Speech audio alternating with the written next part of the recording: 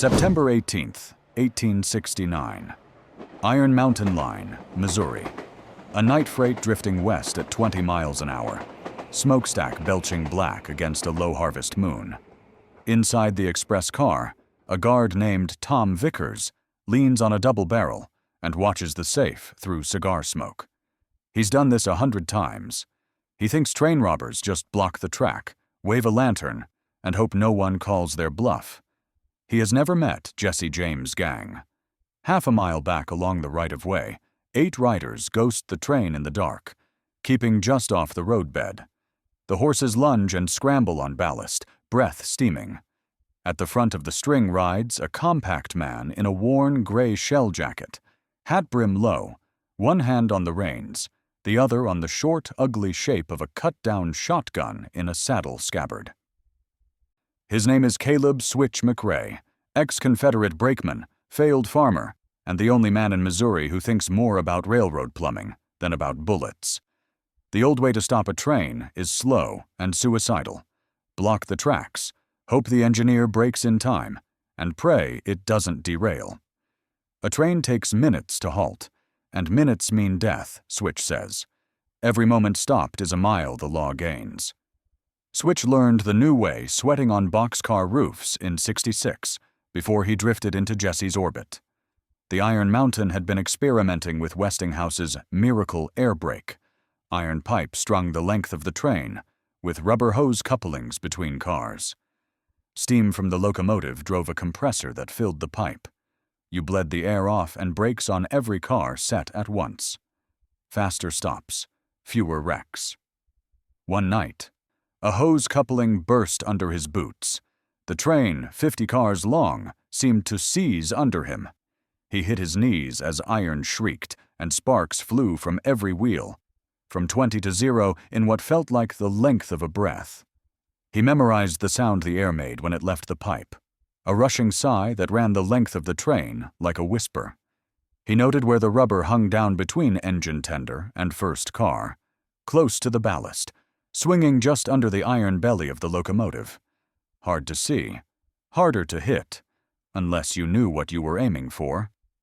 3 years later, riding beside Jesse James under a Missouri moon, that memory is the reason they're about to rob a train twice as fast as anyone in the territory. Jesse stands in his stirrups, peers at the pounding locomotive. "You sure about this?" "Switch," he calls over the noise. "You miss that hose, we're just burning powder." Switch doesn't answer. He pulls the sawed-off from its scabbard, breaks it open, and seats 2 shells he loaded himself, heavy buckshot, poured hot into cut-down brass casings, wads trimmed so the pattern stays tight at 20 yards. Killing shells, if he pointed them at men. Tonight, they're meant for pipe and rubber. "Remember," he told the gang a mile back, drawing in the dirt with a stick. "You shoot at the engineer, he'll panic and pour on the steam. You put ties on the rail, he might not see 'em in time. But you punch that airline?" He tapped a little sketch of hose and coupler. "You're not fighting the man. You're fighting the machine, and the machine does exactly what it's built to do. Stop." Now he heels his sorrel closer, until cinders sting his face and the heat from the firebox licks at his coat. The locomotive's drive rods blur silver in the moonlight. The hose he wants hangs just behind the tender steps, black against black, bobbing and dipping. Every instinct screams at him to shoot the big, obvious thing, the cab, the tender, the engineer's silhouette. Instead, he leans forward, lets the horse run under him, and aims not at the train, but underneath it, at a ragged loop of rubber the size of a man's wrist. He fires both barrels. The blast from Switch's shotgun disappears under the roar of the locomotive, just a puff of orange swallowed by iron and steam. For a second, nothing happens. Then Jesse hears it, a sharp hiss, like a snake waking up angry, then a long, shuddering sigh that seems to run the entire length of the train. The Iron Mountain freight convulses. Sparks spit from 50 sets of wheels. The whole thing shudders as if the rails turned to mud. The engineer slams the throttle closed on instinct, but it doesn't matter. With no air in the brake line, the system does exactly what it was invented to do: jam every brake shoe on every car, tight against every wheel. The train stops in 18 seconds. Not slows, not glides, stops. The gang's horses bunch up behind the locomotive, hooves skidding in the ballast. Jesse jerks his mount sideways to avoid ramming the tender and grins like he's seeing magic for the first time. "Hell," he mutters. "It works." Switch is already reloading, fingers moving fast. "Told you. Under the locomotive. You kill the hose, you kill the train." But stopping the train is the start, not the job. The cars groan and settle in the sudden silence. Steam spills from the stack and winds across the frozen field. In the caboose, lanterns erupt in a frantic shuffle. Inside the express car, Tom Vickers swears, cranks the safe's lever shut, and orders the messenger to watch the door. They've trained for ambushes at crossings, for dynamite blasts, for derailed rails. But nobody trained them for a train being stopped by nothing. Up front, Jesse swings off his horse, yelling orders. "Calhoun, Harlan, ride to the tail. Make noise, not bodies. Pull their eyes back." The two brothers bolt toward the rear of the freight, whooping and firing into the air, bullets snapping over the caboose. Their job isn't to win a gunfight, it's to create one. To the guards, it looks like the classic play, robbers hitting the rear. Vickers shouts for his messenger to follow him, kicks the door open, and runs toward the gunfire with a Winchester and more bravery than sense. Two brakemen scramble after him with pistols drawn. Every guard on the train does exactly what Jesse is counting on. They rush to the noise.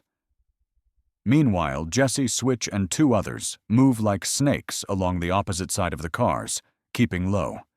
They reach the express car, just as its protection runs screaming down the line toward the caboose. One man stays behind. The safe courier, a kid with a beard he's still trying to grow, and a double barrel that looks bigger than him. He sees Jesse and fires wildly. The blast punches harmlessly through a wall of lumber stacked in the gondola next door. Jesse doesn't shoot back. He steps sideways, fast as a cat, letting Switch's shotgun bark once. Buckshot rips through the lock plate. The wooden door kicks inward, hinges screaming. The courier drops his gun and bolts, legs pumping, hat flying. Jesse lets him run. "Go on," he calls after him. "Tell him the devil himself stopped your train." Inside the express car, the safe sits chained to the floor. Big iron, smug. Normally they'd dynamite it, but that takes time. Time you don't have when you're stopping trains in 18 seconds. Switch kneels, pulls a brace of chisels from his coat, and grins. Good news. The company asked for these new patent locks. Better news? They forgot the bolts are soft. It takes him 60 seconds. Jesse times it. Outside, Calhoun and Harlan keep the guards pinned at the caboose, firing into the snow, hitting nothing and intending nothing. The guards shoot back, bullets cracking, curses flying. They're convinced the robbery is at the rear. They're convinced they're winning. They are nowhere near the safe. When Switch yanks the door of the strongbox open, Jesse grabs canvas pouches of coin and bills, stuffing them into saddlebags. Silver dollars, heavy. Greenbacks, light. He takes both. The take isn't a fortune, but it's clean, fast, and painless. Then a sound cuts through the night. A whistle. Long. 2 miles off. Jesse freezes. "Rider on the law telegraph must have caught it," Switch mutters. "It's the sheriff. Or a deputy. Or a militia patrol. Doesn't matter who. It means they have maybe 90 seconds left." "Mount up," Jesse snaps. "Brothers, pull back." Calhoun and Harlan peel away from the caboose and gallop toward the tree line, just as the guards finally realize the shooting has stopped. They sprint back up the train, out of breath, weapons shaking. They're still 50 yards from the express car when Jesse's gang is already in the saddle.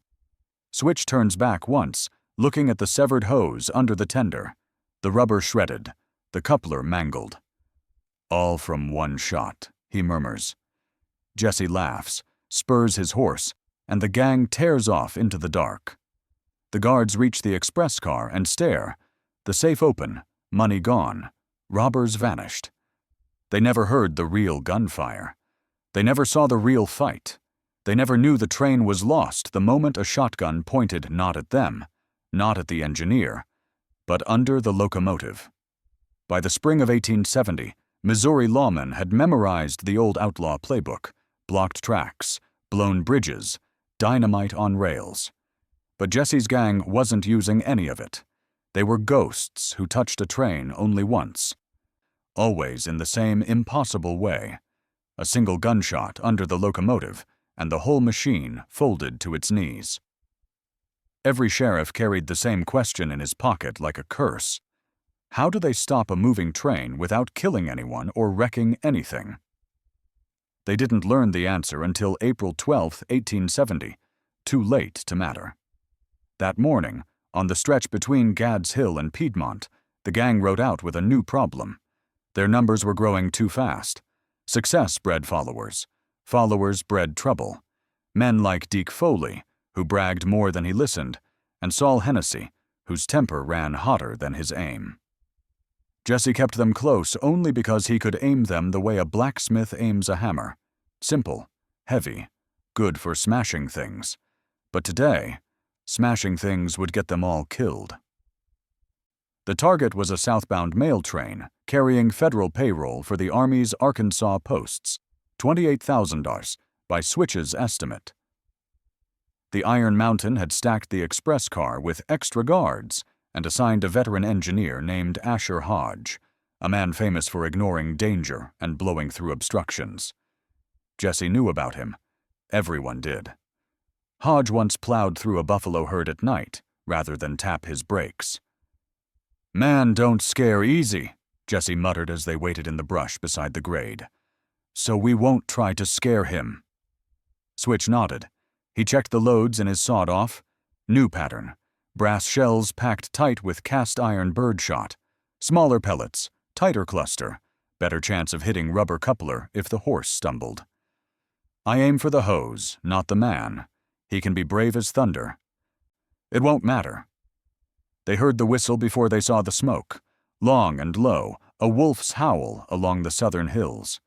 Horses shifted nervously. Deke Foley spat and grinned. "Easy job," he muttered. "We'll have the payroll by breakfast." Saul elbowed him. "Easy? You seen how many guards they stacked last time?" "You boys shut it," Jesse growled. "We keep quiet till Switch fires." The locomotive arrived like a rolling furnace, rods clattering, sparks lifting in golden arcs. Switch and Jesse spurred forward, keeping pace beside the tender. The heat slapped Switch's cheek. Gravel sprayed from under the wheels. He waited for the perfect rhythm, the bob of the coupler, the dip of the hose. "Closer," he whispered. Jesse pushed his mount nearer until its shoulder brushed Switch's knee. Switch fired. The first barrel vanished into steam and noise. No hiss, no sigh, no drag. He missed. Asher Hodge heard the blast. He leaned out the cab window, spotted two riders trying to chase his locomotive, and did what he always did. He poured on speed. The engine screamed with fresh steam, iron shaking like a living thing. Switch's horse slipped on loose ballast. He swore, steadied himself, and broke the shotgun open with shaking fingers. Jesse didn't yell, didn't curse. He only said one thing. "Again." Switch reloaded, thumbed the breech shut, leaned dangerously close, and fired the second barrel. This time the steam line shrieked like a stag dying. The hiss ripped across the train's length. In 2 heartbeats, every brake set hard. The locomotive didn't merely stop. It lunged forward as if tripping over its own shadow. Hodge was thrown against the boiler and knocked cold. The whole train slammed to a grinding halt, sparks feathering into the brush. They had their opening. Jesse wheeled back toward the gang, but Saul and Deke were already charging the train, guns waving, shouting threats at the caboose. "Idiots!" Jesse spat. "We pull the guards off the front, not the back." Switch and Jesse split instantly. Jesse toward the rear to salvage the diversion. Switch toward the express car to start the real theft. Deke fired a wild shot at the caboose, hitting nothing but canvas. Guards poured out like hornets. 6 men with Winchesters. Saul fired back. Too close, too loud, too foolish. This was supposed to be simple. Noise at the back, theft at the front. Now it was a gunfight. Switch reached the express car alone. One guard barreled through the door with a shotgun. Switch ducked, rolled, and slammed his shoulder into the man's legs. They fell together. The guard clawed for his gun. Switch cracked him across the jaw with the shotgun's stock, leaving him stunned.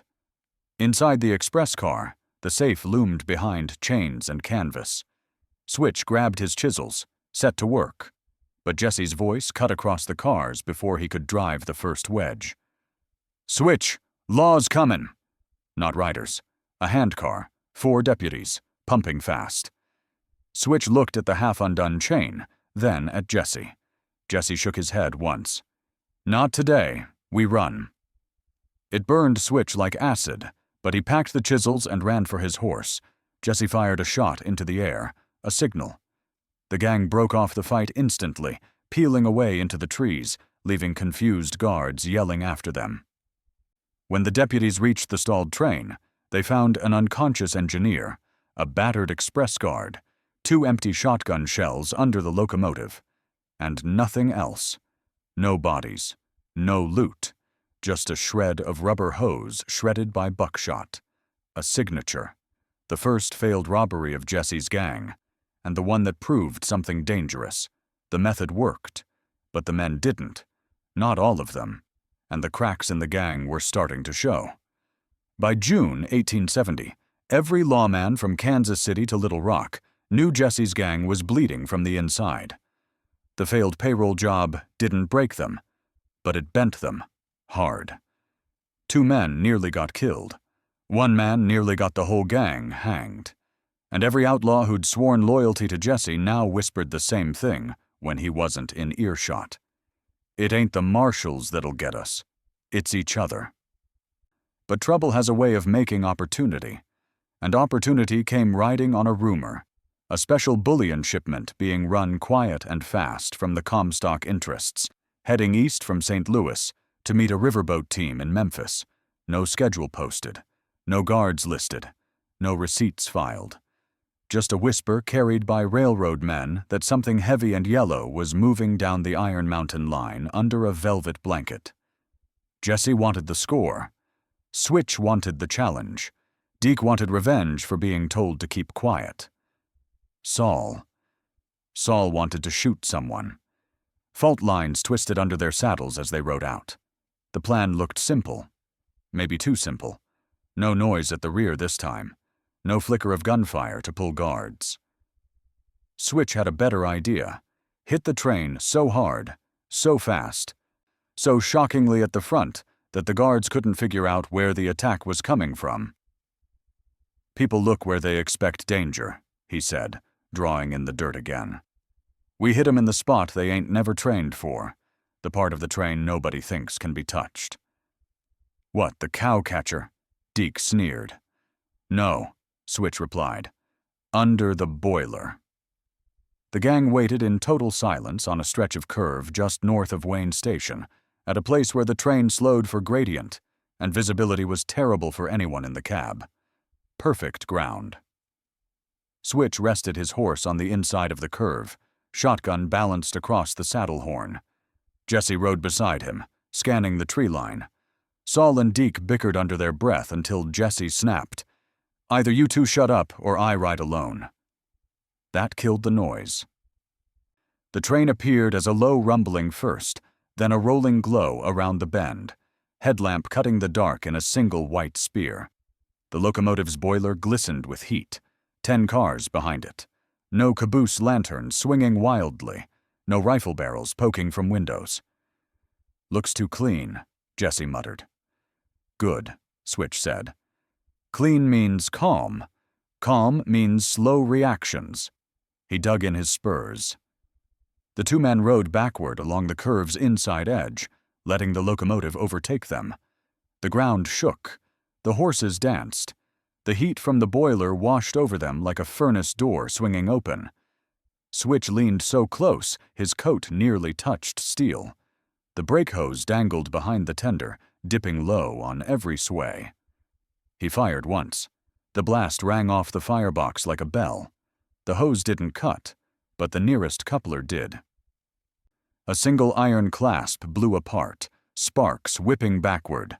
The hose slashed free, whipping like a snake. The train went instantly from motion to mayhem. The brakes slammed. The train screeched. Passengers in the coaches were thrown forward like dolls. The bullion car, the third one, shuddered and rocked, but stayed upright. Saul whooped like a drunk as he rode in. Deke fired his pistol at Shadows, grinning at the chaos, but Jesse froze, because two men in long coats were already climbing down from the second car. Not guards, not railroad workers, Pinkertons. They carried Winchester Model 1866 rifles and moved with the calm of men who had planned for exactly this. Switch swore. Jesse drew and fired first, hitting one in the leg and sending him behind a wheel truck, but the other dropped to a knee and fired at Deke. The bullet punched through Deke's thigh, spinning him off his saddle. Saul erupted, firing wild shots that ricocheted off iron and rails. Sparks flew everywhere. For a heartbeat, Switch thought the job was lost. Then Jesse shouted the one order no one expected. "Saul, front coupler, shoot the pin!" Saul blinked, confused. "Now." Saul fired instinctively at the front coupling pin that locked the bullion car to the cars behind it. It snapped loose. The engine, tender, and first three cars rolled forward 10 yards before stopping again. The bullion car now sat isolated. No guards inside, no Pinkertons on top. A perfect island. "Switch, open her!" Jesse yelled. Switch sprinted, tools flashing. A chisel, a pry bar, a hammer. 3 strikes and the door latch bent. 5 more and the door kicked open. Inside, just as the rumor said, crates, heavy. Too heavy for anything but metal. Gold. Enough to retire. Enough to start a war. Saul laughed like he'd gone mad. Deke shouted from the railbed, bleeding but alive. The Pinkertons regrouped, firing measured shots, but Jesse had already decided the outcome. "We take 1 crate," he said. "1 only. Leave the rest. Move fast." He didn't explain why. He never did. But Switch understood. Greed slows a man. Weight kills him. They lashed the 1 crate to Switch's horse and tore into the woods before the Pinkertons cleared their jams. Bullets whipped through branches, but hit nothing. Behind them, the train crew stared at the disconnected bullion car, the scattered carts, the shredded brake hose, and the mysterious single empty space where a crate had been. Proof that the gang did not rob trains the way anyone expected. They robbed them twice as fast, and they vanished twice as clean. By late July 1870, Jesse's gang had become something else, something bigger than Outlaws, smaller than an army, but more unpredictable than either. They no longer just raided trains. They dissected them. Every job was a laboratory, every runaway locomotive a test subject, every hose switch blew apart another lesson in how the whole Iron Kingdom worked. And the law was learning too. The Pinkertons now boarded trains in plain clothes, hid carbines under mailbags, and made engineers swear oaths to run full throttle through any ambush. Missouri sheriffs hired railroad men to watch the brake lines and telegraph riders to shadow every freight. The game was changing, and Jesse knew it, but the gang's biggest threat wasn't the law, it was the man riding beside him. Deke Foley's bullet wound from the bullion job had festered, turning him mean in a way even Jesse couldn't control. Saul grew wilder by the week. Jesse trusted Switch with his life. The others, not even with 20 yards of rope. That tension rode with them on August 3rd, along the St. Louis-Rolla branch line, where a rumor said the Missouri State Militia was secretly shipping Gatling guns south to arm railroad guards. If the rumor was true, Jesse wanted those guns burned, stolen, or blown off the map. Not because he feared them, although he did, but because they threatened the only thing that made his method possible: speed. You can't rob trains twice as fast as anyone else if the trains start shooting back with 400 rounds a minute. The train they shadowed that morning wasn't heavy, just 6 cars and a caboose, but its pace was wrong. Too slow, too steady, almost like bait. Switch noticed it first. "They're running light," he murmured. "Either she's empty, or she's pregnant with trouble." Jesse stared at the cars. No guard heads poking out, no lantern signals, no Pinkerton coats on the roofwalk. "Switch," he said quietly. "If this is a trap, we ain't playing their game. We're playing ours." He gave the signal. They rode. Switch galloped ahead, leaned into the rhythm of the locomotive, and fired under the tender. The blast ripped the brake hose clean. The hiss rang down the rails like a dying whistle. The train slammed to a halt, but no one came out. No engineer, no fireman, no guards, no movement at all. Deke laughed. "Hell, maybe it is empty." Jesse didn't smile. He rode straight to the locomotive, jumped onto the footboard, and peered inside. Cold firebox. Empty tender. No one had been at the controls for miles. The train had been ghosted, sent unmanned to lure them into the open. Switch swore softly. "Someone's learning our tricks." Then the ambush sprang. Not from the train, from the trees.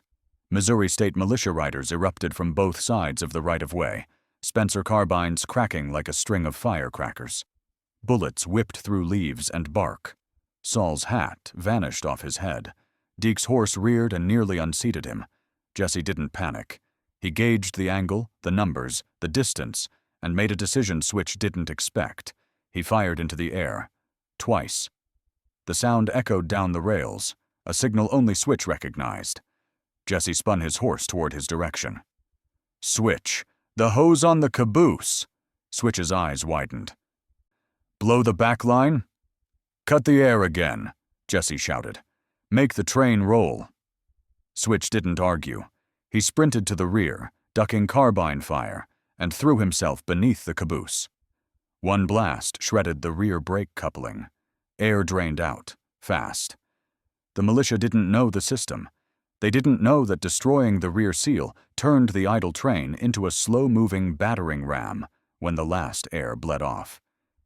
The freight began to creep forward. 5 feet, 10, 20. The militia horses panicked, scrambling away from the rolling cars. One rider was thrown. Another dropped his rifle. The whole ambush scattered as the empty train pushed straight through their formation, like an iron plow. Jesse saw his window. "Ride," he ordered. The gang shot out the far side of the chaos, dust flying, horses foaming, gunfire fading behind them.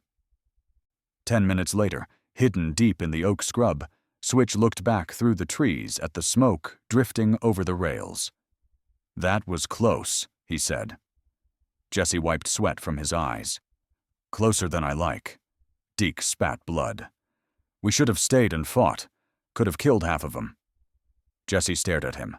Cold, flat, silent. Switch knew that look. The gang wasn't done with trains, but Deke, he was running out of track.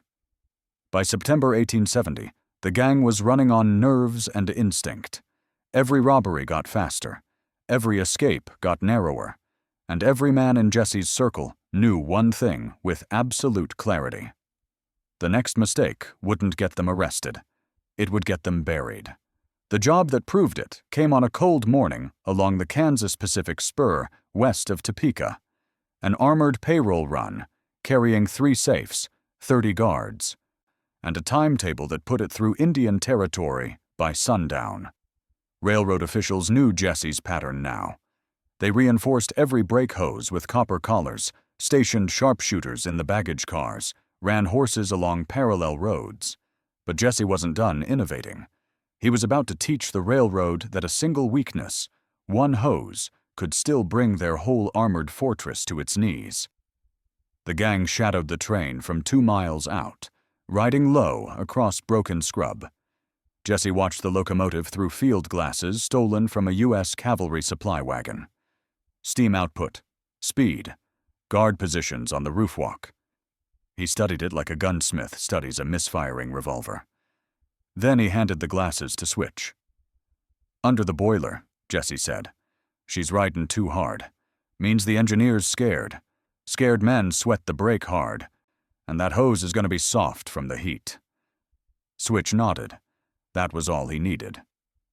While the others looped wide to flank the rear cars, Switch rode straight for the tender like the devil himself was pushing his horse. The train thundered ahead of him, faster than any they'd chased so far. But Switch didn't need long. He pulled the shotgun tight, leaned low, and fired underhand into the darkness beneath the locomotive. The hose didn't just burst, it evaporated. A plume of pressure sprayed the rails. The brake line shredded. Air vanished. The train seized so hard the caboose jackknifed and a guard went flying off the roof. The first phase was done. The second, always the most dangerous, had just begun. As soon as the cars stopped, Jesse opened fire on the rear coupler and caboose ladder. 2 shots, 3, 6. The sharp, snapping echo carried across the whole train, all the way to the guards in the forward cars. Just like always, and just like always, the guards sprinted toward the gunfire, clustering in the rear like cattle running from lightning. Jesse had conditioned them over 4 robberies. Make a scene at the back. Make the guards run to the noise. Strip the front cars clean. But this train was different. There were no guards in the front cars. There were deputies. Deke kicked open the second freight door and found himself staring into the muzzles of 4 Colt Lightning rifles. Pure reflex saved his life. He ducked, rolled, and fired from his back, catching a deputy in the shoulder. The others scrambled inside for cover. Inside the second car, Saul knocked safebox guards off their feet with the butt of his shotgun, cursing and laughing as he worked. Jesse climbed aboard the mail car and saw something that froze him mid-step. Deke was bleeding again. Not a graze, a lung shot. He had seconds, maybe a minute. The car trembled with gunfire. Deputies fired through the walls. Splinters rained like hail. Saul was pinned down behind a crate, yelling for holy intervention or dynamite. Switch, seeing the chaos, jumped from horseback straight into the car, rolled across the floor, and fired blind to keep the deputies down. And Jesse knew. This wasn't going to be a robbery.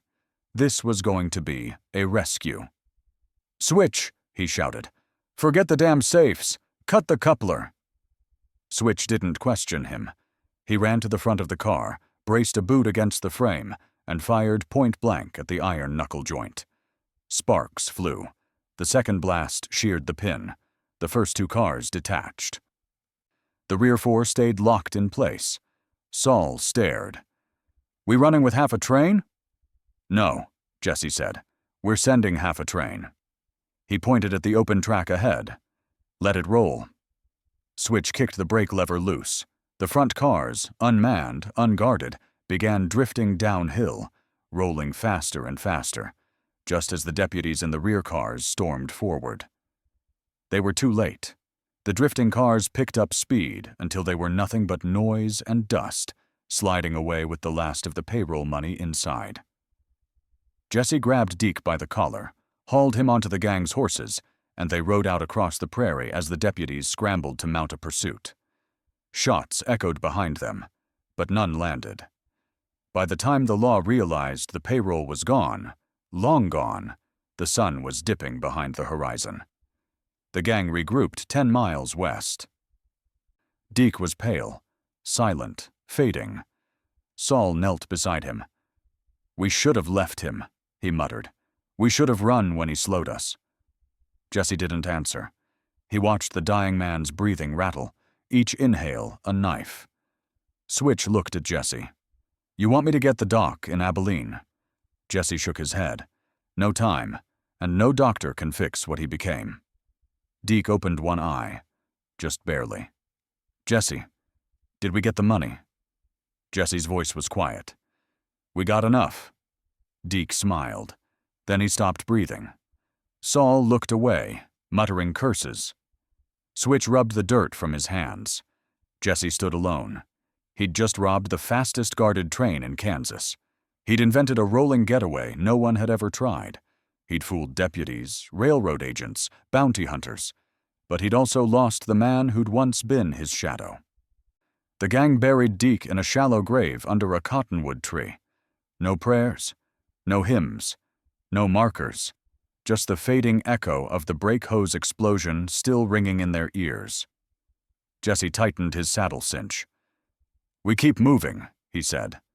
But Switch heard something else in Jesse's voice. A shift, a fracture, a storm building. The outlaw who broke trains twice as fast as any man alive had finally run out of time he could steal.